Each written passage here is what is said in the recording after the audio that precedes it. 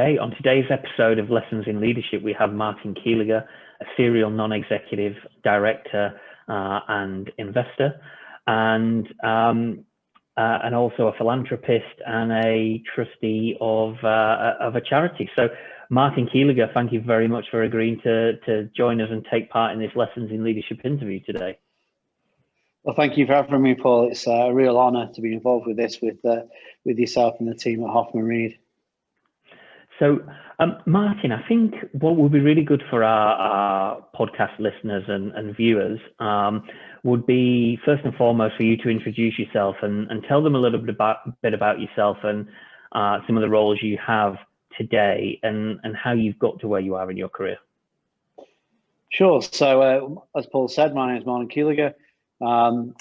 I work, my core role is as a founder and managing director of a venture capital advisory firm, which is called Walford, Cunningham and Hayes, which I actually set that up in 2012.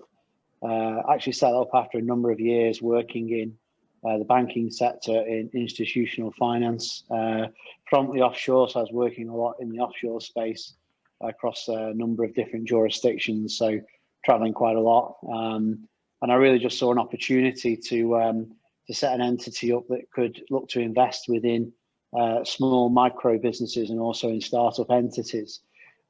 Just because I thought that was a gap in the market, really, that a lot of the VCs at the time certainly kind of overlooked. I think most of them were looking kind of for minimum kind of 500K up to kind of $1 million as a starting point. And I just thought there was that opportunity there for looking at kind of businesses who had that high growth potential, maybe needed that little bit of capital, that little bit of expertise, that kind of knowledge that we all kind of develop over time, certainly through our kind of war wounds of working within business. And that's why I founded Walford, Cunningham Hayes in 2012. Since then, we've invested in a number of entities. Obviously, some as within this space as is common, some will be more successful than others, but that, of course, is the fun and games of what we do. So that's a little bit of what I kind of did and how I got into it.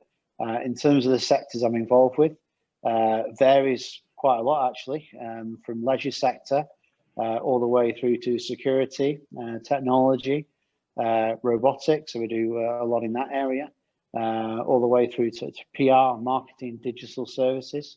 So it's quite varied. And then I also, as Paul said before, I also hold the position of chair of KidsCan Children's Cancer Research, which is a children's cancer research charity.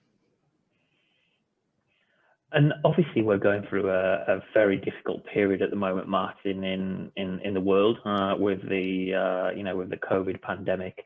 How have your businesses coped with COVID, and how have you found leading different in this environment where your workforce is kind of largely at home versus previously where the majority were probably office based?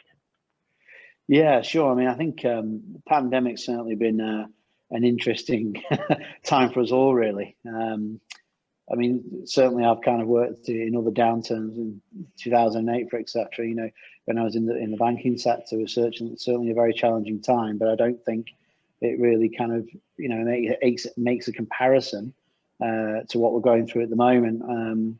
Personally, I think that's on a number of levels. I think that the biggest impact has been that it's just affected so many different sectors and also people on a personal and obviously professional basis as well. So for ourselves, what we've tried to do within our businesses is obviously adapt because it's a very different environment in which we work. But we've also tried to offer people support around the kind of work-life balance. You know, how can we, make the kind of times flexible at home? How can we work with their families to make sure that the roles that they're doing kind of work around that work-life balance of, children having to be taught at home, etc. So there's been a number of challenges really we've had to get through. Obviously, with having a diversified portfolio such as ourselves, we have seen that different entities in different sectors have been affected more than others. So, for example, on the kind of gym side, the leisure sector side of it that we have, unfortunately, we've had to close that, reopen, and then close again. So that's been quite challenging in terms of how you look at that as a business. How you structure that, how you keep it going. even how you keep people engaged, and that's both the staff, the internal teams within it, and also your external client base, because obviously, in effect, you're turning the business on and off as you go along. So that's a key model that we've got, which is how to adapt to online training and other methods of delivering the proposition out to clients. Some of our other businesses have, I hate to say, kind of benefited from it, because I don't think anyone's truly benefited from it, but certainly seen an uptake in the likes of, if you take Agile Automations, which has looked at, robotic process automations for large institutional clients, where we look to automate the business processes within it. Obviously, building out a robotic workforce for a client where they're having difficulties within the kind of human capital element of their business at the moment is quite appealing to them. So that's something which has seen quite an uplift in demand, and certainly inquiries that are coming through, albeit that in itself has its challenges, because obviously with a large infrastructure build, it's trying to get the decision makers in the room, and at the moment with everyone being virtual, again, that could have its own challenges to it as well. So we've kind of seen a number of different sectors affected. In our security business, for example, so security access systems, again, we've seen an uplift in that side of it, because people have now looked at their sites and actually seen that, their kind of physical sites, they don't have a gate, they don't have a turnstile to control staff entry and exit on site, and they have no way of monitoring, who's actually coming on site, which obviously at the moment is another key aspect of it. So again, we've seen an uplift there. But on the whole, I think the biggest thing we've kind of taken from this is that, within business, within everything, you just can't, they always say, kind of plan for the unexpected. And I think we've definitely seen that with the pandemic. But obviously, I'm really happy to see that we're now getting to a point that we have got an inoculation program in place, and people are getting that kind of cover to hopefully allow us to return to normal. Something which I really hope that we can get to, certainly towards the back end of 2021, which I think, unfortunately, is probably realistic in terms of September onwards, is when we'll see a lot of these things kind of getting back to a kind of normality, whatever that might be, which I guess is another topic, Paul, really, around what is normal as we go forward. Will we all change the way we work to have that varied work style of working from home and being in the office 2 days a week? We don't know, do we? I think it's interesting, that point, Martin. I mean, a number of the people who we've had on this show so far have brought up this topic, and what does the future look like of the working environment, and will it be everybody back to the office? Will it be everybody working at home, or will it be a hybrid of the two? And I think the consensus of the discussions is probably some kind of hybrid will exist in the future, with smaller HQs and more regional operations where people can work when they need to, and collaborate together when they need to. One of our guests last week mentioned that working from home has actually created some efficiencies, and there's some real benefits to it. But one of the downsides has been perhaps there's a lack of creativity and innovation, because people aren't collaborating together in the same room. Yeah. No, we've definitely seen that. I mean, I think it's also interesting. I don't think this was something that was actually kind of brought about by the pandemic in some degree. I think it's just that the pandemic has acted as a supercharger to it, because there's a lot of businesses that we work with which were already moving this way anyway. They were already working towards a kind of a model of having, almost like that kind of flexible hot desking model, where they had clients, that they were working on client sites. Why do they have to have a desk at the office? So I think people were kind of moving that way anyway. I just think that perhaps with the pandemic, it's kind of acted as that supercharger to it. And I think it's kind of brought forward a lot of those decisions for businesses who, as you say, and I think I completely agree with that. I think as we go forward, I think that we'll have, kind of smaller HQs, as it were, where people will just, have time in the office 1 or 2 days a week, or indeed just be in for the meetings that are needed for. And then it will either be a case of hot desking or shared space, or, I hate to say it's probably one of those businesses we don't always like to mention because of what they've been through, but the kind of WeWork model, I think that's something that we'll probably see more within the kind of corporate environment, that that kind of the idea of that kind of shared office space, where people will have that kind of designed. I've seen it, for instance, in Manchester, PwC have implemented that kind of model within their space, which is almost like a mini kind of WeWork in a way.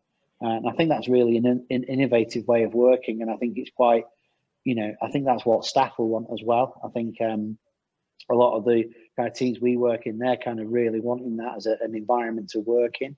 The creativity piece, as you mentioned, is something that I think that's definitely been a challenge in how you actually get teams to work together in that creative manner, because it's difficult, I think, when you're not meeting face to face and ensuring that you gain those creative juices going. I think that can still be quite difficult, even if you're working on Zoom. For ourselves, we've had new starters come on board during the lockdown, and even I don't think I've ever had a period that I can remember where you're bringing a new starter into a business, you're telling them about the culture of the organisation, your CSR, the way you get together as a team, etc.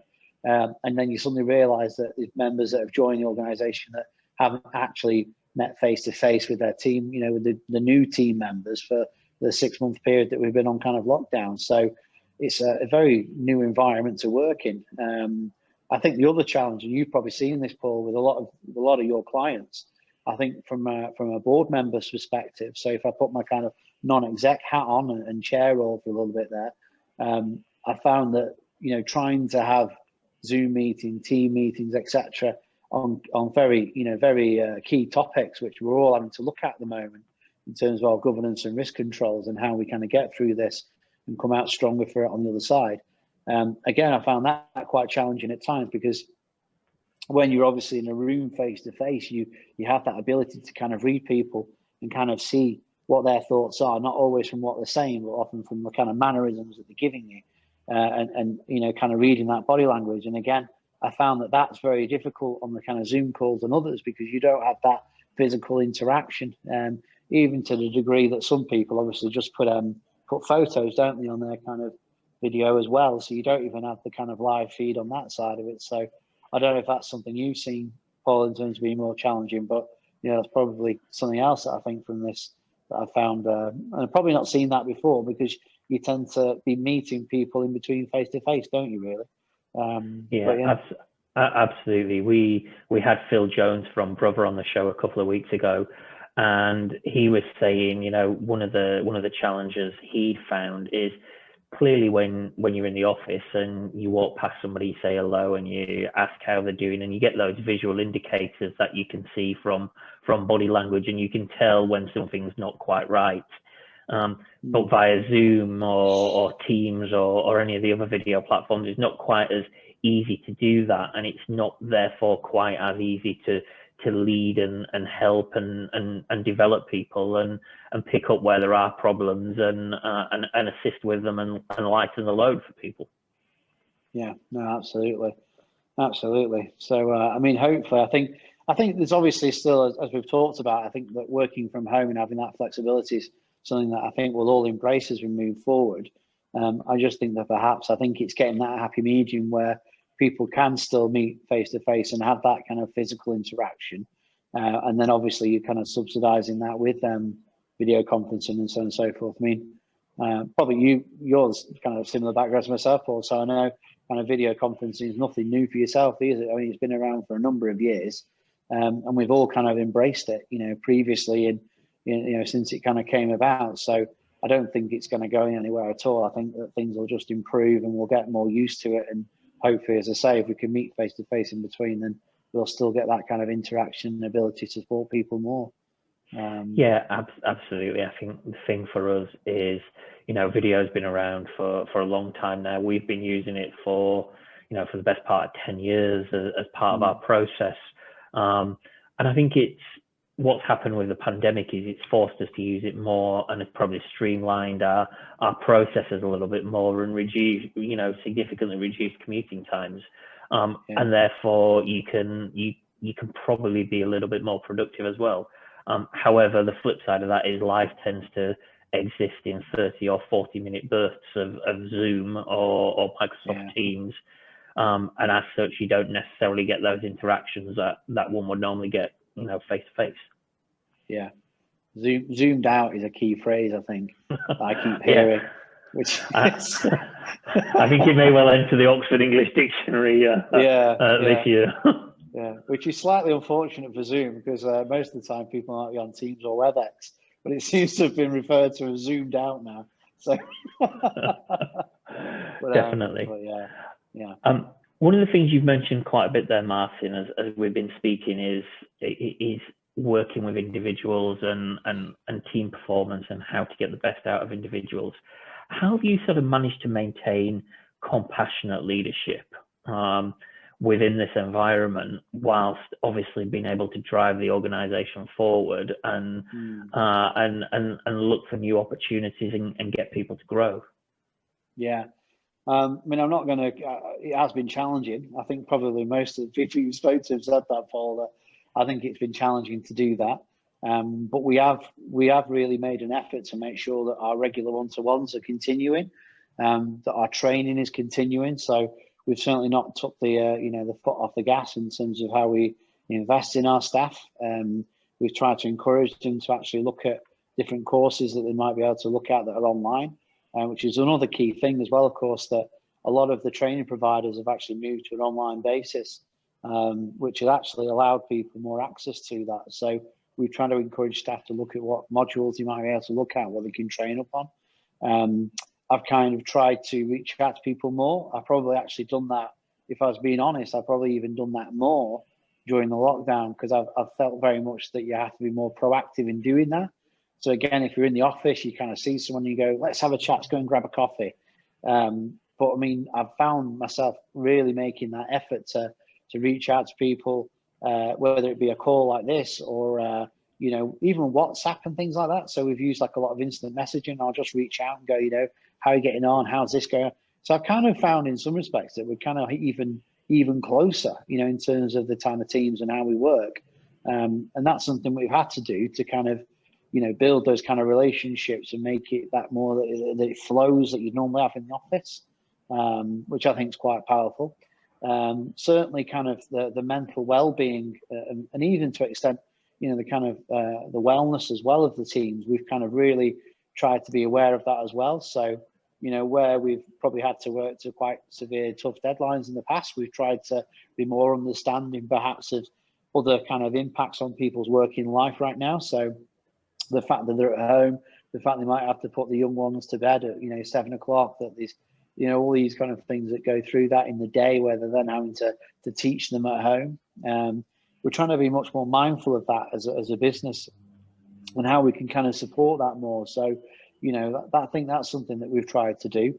And again, going back, mental health is something that we take really seriously within our kind of businesses, and we found that trying to get people to have that really clear kind of work-life balance and kind of make time for themselves to get away from it a little bit. And I think that's been one thing that we've seen, that if you're not careful, I think people can find that they're working 24/7 because they're always on technology, which they've always in the back of the mind. They're working in the day, they've spent time with their children, rightly so, and then in the evenings they're thinking, oh God, I've got to make that time up, so I need to now jump on my laptop and work. So we're also trying to tell people that we understand that one day you might find that you've got more time than the next day, and at the end of the day everybody's treated as adults. You know what you've got to do. You're there to do that role and you have to work through it, and we've tried to empower people to kind of have that choice within their role, and to make those decisions themselves. So we're not micromanaging them, because we can't possibly understand, in my opinion anyway, we can't possibly understand what kind of, what's impacting on them at any one particular time, which gives them the opportunity to do that at that given moment. So they're the kind of things that we're trying to do. Rightly or wrongly, I couldn't honestly say. It's one of those, it's so difficult at the moment. I think from a management perspective, it's just so difficult to kind of, kind of make sure that you support your teams the best way possible. But hopefully we're all doing that. I'm sure you're the same, Paul, with your teams, and trying to come out with the best solution, isn't it, really, at the moment? Yeah, absolutely. But I think one of the things to remember as well is it's not just about the team members, it's about ourselves as leaders. So how do you go about managing that sort of work-life balance, given it is, an environment that none of us have ever faced before, and the demands are incredibly stressful? Yeah. I mean, unfortunately, I'm probably a workaholic, and I've been like that for years. So I don't think the pandemic's not really changed me in that regard. I kind of work 24/7, 365. So for myself, I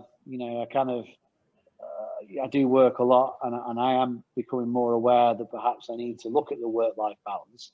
But that's being an entrepreneur, Paul. It's very difficult to get that, isn't it? I mean, you tend to work 24/7. It could be 8 o'clock at night. You have that moment and you think, oh, that's a great idea. I need to write that down. Before you know it, it's 11 o'clock and you're still working on it. I'm not too sure how I would change that for myself, because I think that's probably so ingrained in me now. And I don't know. I like to be busy as well, to be honest. I think when I'm on holiday, I can normally do 2 or 3 days of sat on a lounger in the sun, drinking a nice martini, and after that, I start getting a bit bored and want to work again. But don't tell my partner that, because she probably doesn't know it. So, but I mean, that's I'm a big believer in trying to, what I try and do is support the teams and make sure that they're happy. I guess for myself, I get a kick out of growing the businesses and supporting the teams. And if I was being truthful for myself, I don't really feel like I work anymore, because I love what I do. So, I love working in the businesses. I love supporting them. I love working with clients. We're lucky enough to say that we have a great bunch of clients, as I'm sure you do, Paul, and it just doesn't always feel like work anymore. So I guess I'm quite lucky in that regard, that I feel like I'm always doing what I love. Yeah, I know, it's the famous quote, isn't it? Get a job that you love and you'll never work another day in your life. Yeah. I'm not quite sure I agree with you'll never work again, because because like yourself, Martin, I tend to be a little bit 24/7. But I think over time I've learned to understand when I need to take time out, and when you need to. I think you know your limits, don't you, Paul? I think Mhm. you do learn to know what your limits are, and as you say, you get to a point, don't you, where you just need to have a bit of downtime, and whether that's a couple of hours or a couple of days, but you just get that feeling, don't you, where you go, I'm just gonna have a little bit of a break now, and turn the phone off and not look at the emails for half an hour. Mhm. And how do you evaluate yourself as a leader then, Martin? Difficult question, really. I mean, I guess it's something that we all need to be aware of as kind of leaders, isn't it? That we need to be looking at what we're doing in terms of our own performance, and putting that against that's what we do with everyone else. So why should we be any different? I think for myself, it's probably looking at the results of the businesses and how they're kind of operating at the moment. So like looking at their kind of numbers, and obviously as that kind of individual, your input in them, and how you can input more, how you can get your black book out, where you can help more on that front. I think kind of always learning would be a key one of mine. So like I try and learn new things every day. I'm a big believer in that you don't know everything at all. And I always try and get, like my thing is that I'm really not the cleverest person in the room within the businesses. And I think that's the way it should be. I try and employ and work with people that are a lot more intelligent than me and know what they're doing an awful lot more than what I could ever do. And I think that's how you kind of drive it forward. And then that's how I keep learning as well.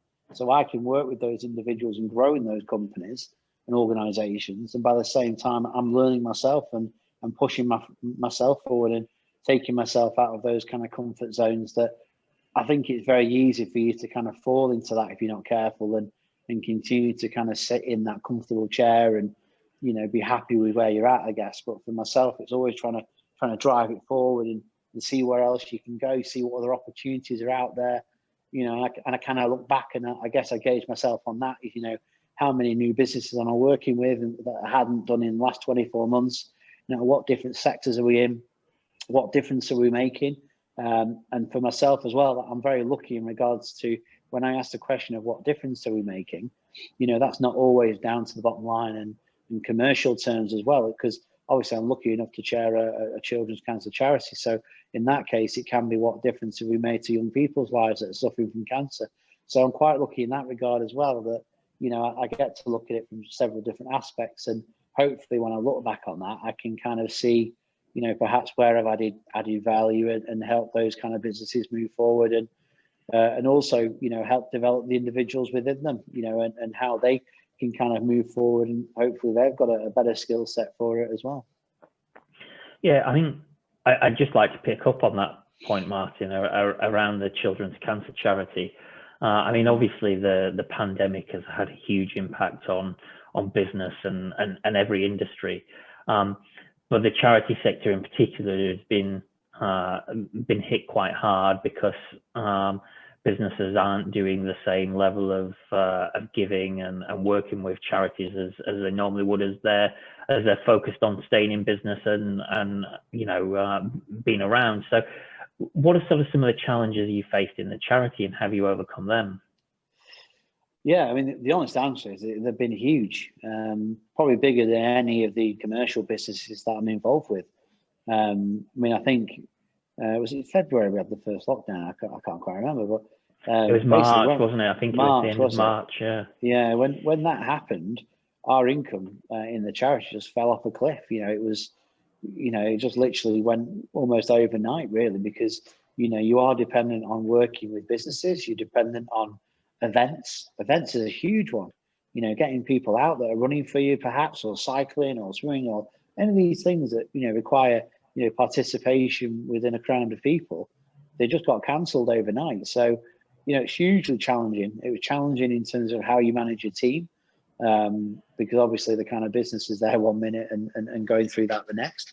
But we had a number of benefits, that we had as building blocks as well. So what we tried to do with our charities, we very much try and run it as a business. So we try and implement kind of best practices from the businesses as well. So technology is a big one for us in the charity. So it's ran as a business with M365, so Microsoft Office 365, SharePoint, so that people would work from home. And this was all before the pandemic. So we were very lucky in that regard, that when our guys had to go and work from home, it was already set up to do that. So we were very lucky there. But it has been a challenge, and we're only really just touch wood. We're only really just getting back to that kind of run rate that we had in that kind of from the March period, which and even that's a huge, it's a huge challenge. We've just got a really strong team that we've managed to help and support. We've actually brought some new team members in as well in that period. So we've actually continued to invest in the team and help them and support them. But it has been challenging, and it's only now, like I said, I think some of the corporates that are kind of coming out, and now the dust has settled a little bit. I think that they're kind of looking at how they might be able to implement more of the CSR programs. So whether it be the budget that they used to spend on the Christmas do, for example, they're then gifting that to charities, all the way through to travel budgets is a huge one. I mean, you've probably seen this yourself, Paul, that a lot of firms that had vast expenses around traveling every year, whether it be on plane travel, on train tickets, on anything, so on and so forth. There's a huge kind of, they've got that there now because they haven't spent it. So some of our corporate partners have actually donated elements of that as well, which has really, been a godsend to the charity. I mean, just as a separate point, I mean, I think one of the saddest things about this, and probably doesn't get reported an awful lot in the news, is the impact that COVID and the pandemic has had on research. A lot of our scientists that we fund, they've not been able to get into the labs because they've either been closed during the lockdown, or obviously because of the pandemic and the requirement for 2 meter distancing, etc. They've not been able to work in the labs because they can't maintain those conditions, purely because of the design in which they operate, with the stools and everything else, the way they're set out. It's very difficult for them to do that. So I think we've had a huge setback in terms of the rate of research and the rate of development of that research, which hopefully we'll be able to pick up on as fundraising goes forward. But I don't think there's any way of really sugarcoating it that it's been a huge, a huge challenge, certainly for KidsCam. And I hope that as we move forward, it's something that we see opportunities with, whether it be to get behind, and kind of, go against this kind of, evil empire as it was. I think that kind of leadership where you can't motivate people through money.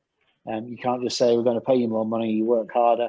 You talk about people going to war. I think that's an absolutely incredible skill set to have, and I think that some of the people I've worked with in the past, who have certainly had military backgrounds, I found have been absolutely incredible in terms of how they manage teams, how they get more from individuals and support those individuals, but they do it through means that I think perhaps front office wouldn't necessarily have even thought of. I think, most of the time people just think throw more money at them, they work harder, you get more from them. Whereas if you see how these guys operate, where they're used to telling people, you're going to load up and you're going to go into that war zone, and we're just going to, we'll look after you, but you're only going to get this amount of money, etc. It's amazing to see how they operate and how they kind of manage teams. And I've always tried to kind of take best practice from them and kind of learn from them. What's the best leadership that we can take forward, and kind of leading from the front, which I think is a key thing that those guys have kind of taught me. Lucky enough to know a few guys that have been in kind of SAS and SBS, and some of the kind of learnings that you learn from those guys around how to manage teams, I think is absolutely amazing.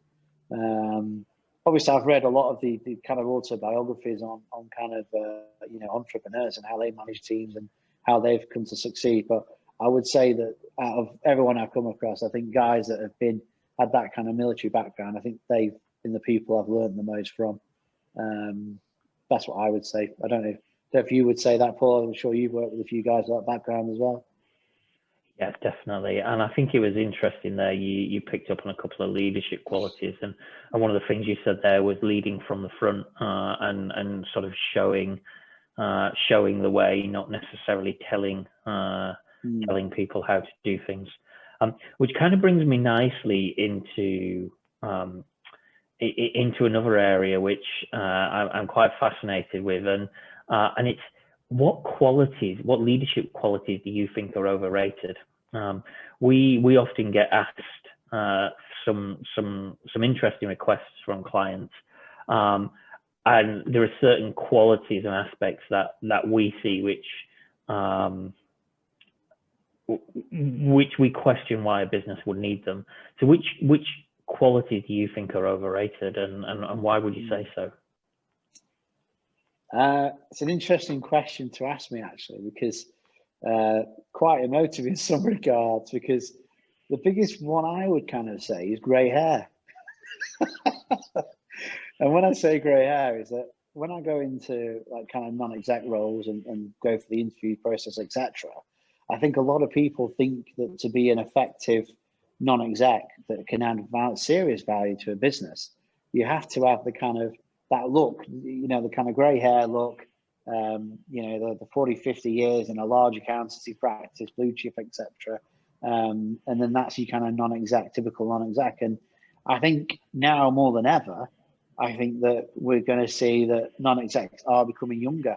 And we're going to see a much more, neutral kind of ground between, the sexes as well, that we need to have that diversification on board as well, between different backgrounds. And I think that's something that non-execs are going to see more and more and more. I came across it all the time when I was kind of starting out in my non-exec career, where I've got grey hair now, but that's because I came in non-exec.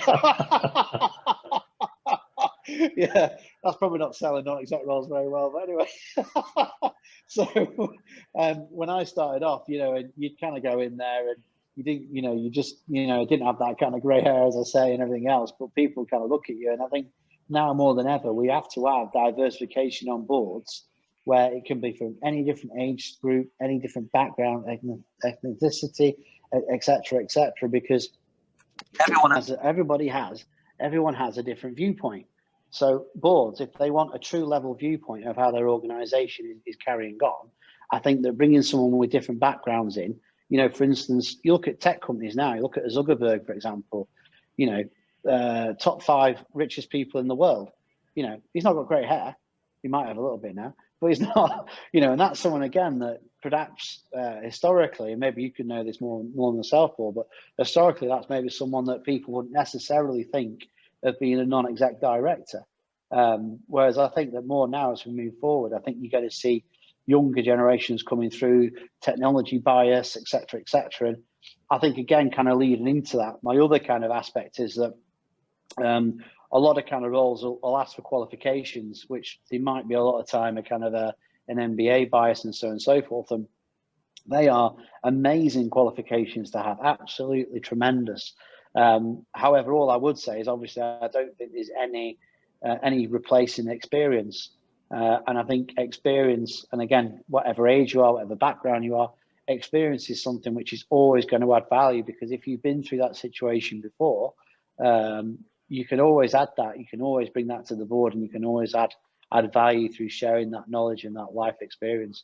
So kind of a couple of thoughts without boring everyone too much, Paul, but that's one of my kind of biggest bugbearers really around, I think, kind of how boards can kind of be structured, and I think kind of being that open nature. And one of the things that we've tried to do as well, just as a side discussion point, but some of the things we've also tried to do in the past is kind of invite people from the teams. So throughout the business, different teams and different levels, we've actually invited them to come and sit, as a guest on some of the board meetings as well. Obviously not for everything, because it's not always appropriate that they're there, but to invite them in so they can kind of see what happens, because I think the board kind of discussions are this kind of black hole that nobody really in the businesses really understands what happens on them and what you discuss and what might happen, and and I think that can kind of help as well if you bring people in and they can kind of see what you're trying to do and how you support the business through those discussions. Again, I think that can add value as well, which is something we've worked quite well. All I'd say is obviously you've got to be slightly careful when you bring them on, just because obviously the things that you do discuss. But there's some things anyway, Paul, I'd kind of say. No, and it's something we're seeing with a lot of our clients. It's getting diversity onto boards, but how do you manage that in terms of skills, experience, and knowledge, and how do you blend that together? And what is sacrosanct, i.e., what cannot be sacrificed in terms of knowledge, skills, and experience, but equally what can be sacrificed, because boards, I think most organizations acknowledge they need to change and change their operating procedure and how they do things. So it's, for many of our clients, they're looking at how they balance that and how they get the board of the future, and have the skills for the future rather than the skills for today. Yeah. And I think ultimately, Paul, that's why, certainly I've got a huge amount of value from talking to yourself and the teams that kind of often read, because you have that oversight of how other boards are doing it as well. So you're able to share that best practice and kind of look at how you formulate that board to get the maximum impact for the business. And I think that's really powerful, because as a non-exec, we want that helicopter viewpoint and, how we look down on the business and kind of, working on the business as opposed to being in the business. And again, I think, working with yourself, Paul, you can kind of give that kind of oversight in terms of how you structure the board, whether you need that independent director, whether you need that chair, et cetera, and I think things like that can add an awful lot of value as well. Okay, Martin, we've almost come to the end here now of the things I wanted to ask today, but I've just got sort of one final question. Is there anything you would like to impart to our listeners and our viewers that you think is important that I might not necessarily have asked? I mean, obviously we're going through a hugely turbulent time, and I hope that in the next kind of year or 2 years we can look back and we'll see learnings from this. But I think for myself, I'd just like to say to everyone that I think we all have to very much kind of work together, very much aware of what's going on that we don't always know about, so trying to support your teams in aspects you might not always see, and ultimately we will get through this. It's in terms of our careers, in terms of our lifespans, in terms of history, this is a very short blip, hopefully, and we will get through it together, supporting each other as we move forward. So hopefully we can all work together and get through this and be stronger for it. That's all I'd probably add, Paul. Okay, well, Martin Keelagher, thank you very much for your time today. Thank you, Paul.